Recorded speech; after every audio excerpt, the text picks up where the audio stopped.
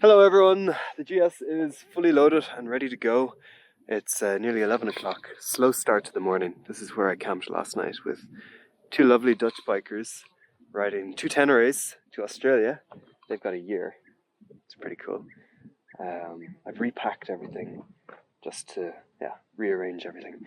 I feel I owe you this video because, well, as Mal from the Mal vs Machine channel put it, I have been a little bit cheeky with my endings as of late. The GS is running fine. I tend to exaggerate things for the sake of YouTube drama. You gotta play the game, you know? So let me just explain what's been going on. If there is a problem with the GS, you'll probably know. Video uploads will probably stop and I'll be ranting and raving on my Instagram about it.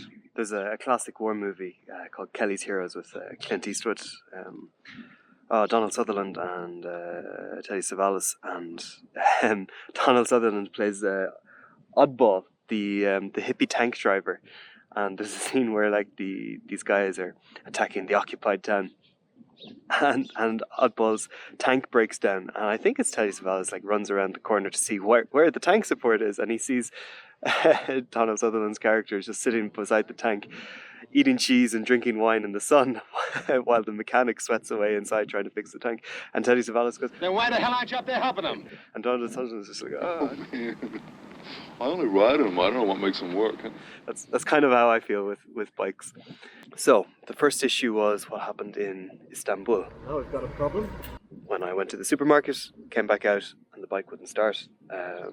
I would turn on put the key in the ignition, but the ignition wouldn't start, and fuel pump wouldn't come on. Nothing would come on, and I pushed it then to the hotel, where I called my dad. He's my first port of call for all things bike related.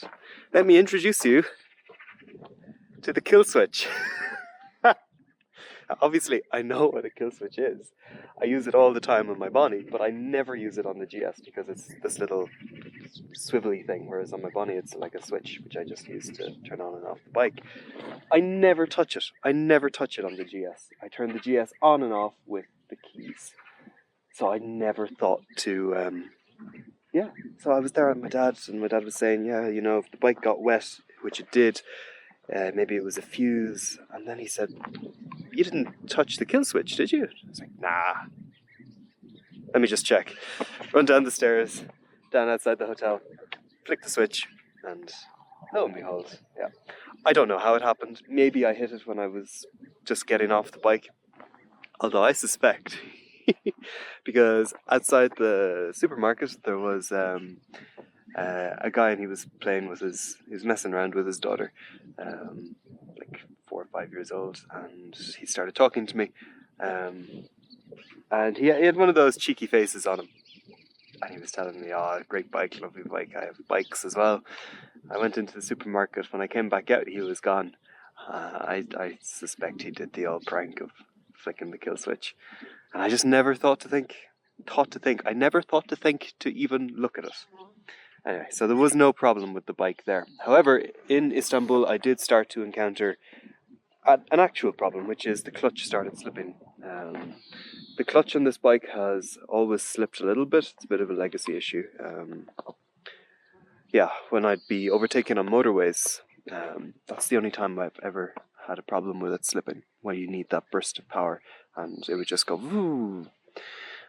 But in Istanbul, when the bike was fully loaded with city riding, again where you need that burst of power, I noticed it slipping across all the gears.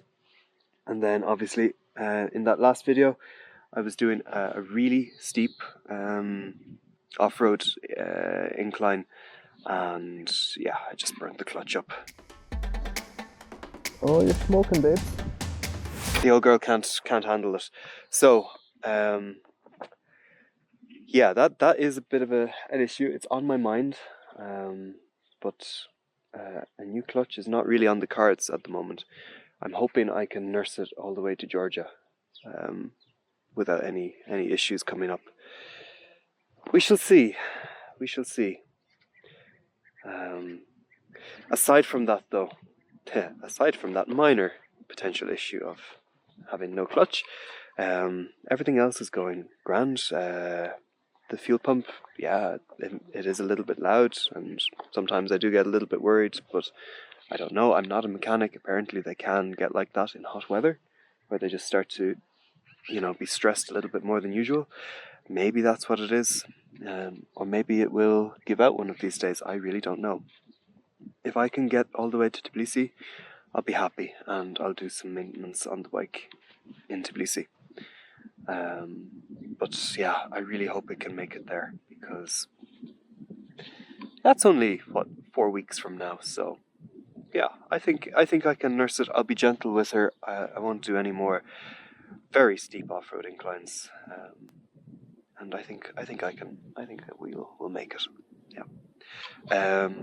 Other than that, the tires are good. New tires in Athens.